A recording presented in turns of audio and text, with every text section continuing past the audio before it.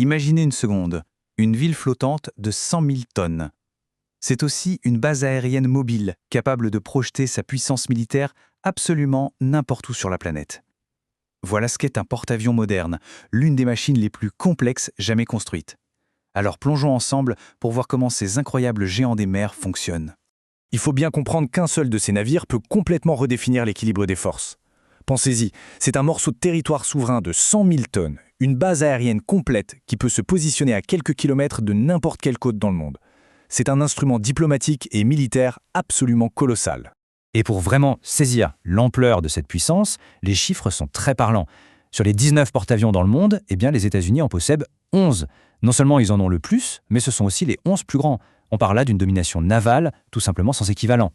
Mais voilà, être l'atout le plus puissant, ça fait aussi de vous la cible la plus précieuse. C'est exactement pour cette raison qu'un porte-avions ne navigue jamais seul. Il est toujours au centre de ce qu'on appelle un groupe aéronaval, une véritable forteresse flottante conçue pour le protéger. C'est un écosystème de défense où chaque navire a un rôle absolument vital. Le croiseur, lui, il fournit la puissance de feu à longue portée. Les destroyers forment un bouclier anti-aérien et anti-missile.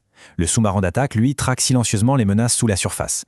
Et le navire de ravitaillement, c'est la ligne de vie logistique. Au centre de tout ça, le porte-avions agit comme le cerveau et le point de toute l'opération. Bon, passons maintenant à l'élément le plus emblématique du porte-avions, le pont d'envol. C'est une scène de chaos, mais un chaos qui est soigneusement chorégraphié. Un ballet incessant d'avions, de personnel et de machines.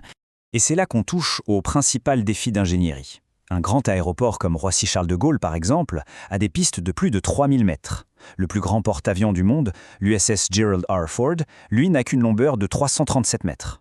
La question est donc la suivante. Comment est-ce qu'on fait décoller un jet de 25 tonnes sur une piste aussi courte qui est en plus de ça en mouvement?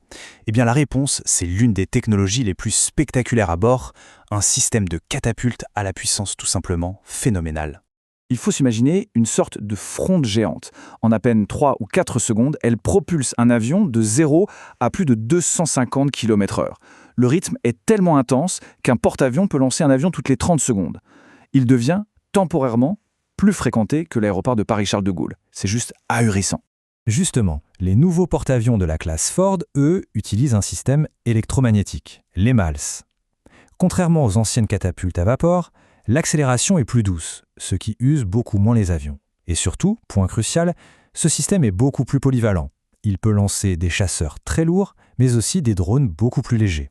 Il faut bien se rendre compte que c'est l'un des environnements de travail les plus dangereux au monde.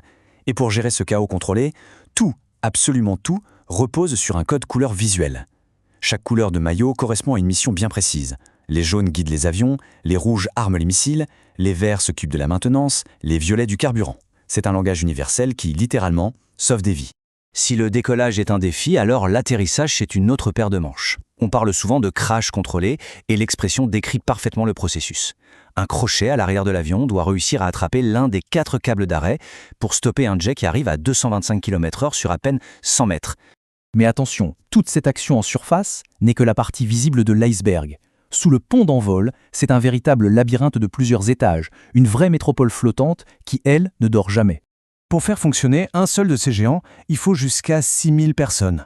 On a environ 3200 marins qui s'occupent du navire lui-même et 2500 autres qui font partie de l'escadre aérienne. Et là, on arrive à ce qui est peut-être le plus fou.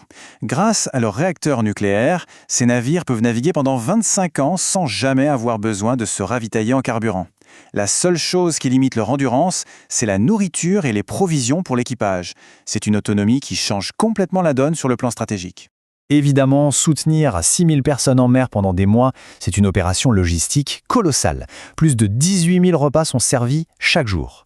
Et comme tout l'espace en surface est réservé aux avions, de très nombreux marins travaillent sous les ponts et peuvent passer des semaines entières sans voir la lumière du soleil. La logistique est d'une complexité incroyable. Prenons un exemple tout simple, le courrier.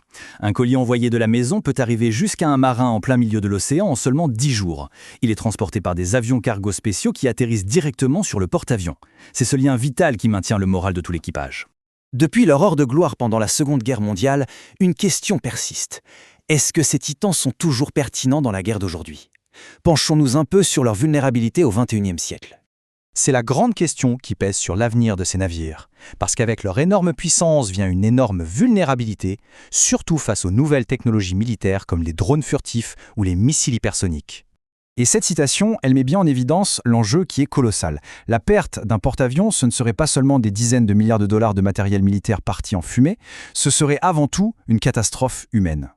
Et ce n'est pas juste une théorie. Lors d'exercices militaires, des sous-marins alliés, notamment suédois et français, qui sont réputés pour être très discrets, ont réussi à couler virtuellement des porte-avions américains. Ces simulations prouvent que même la forteresse la mieux défendue du monde a des failles.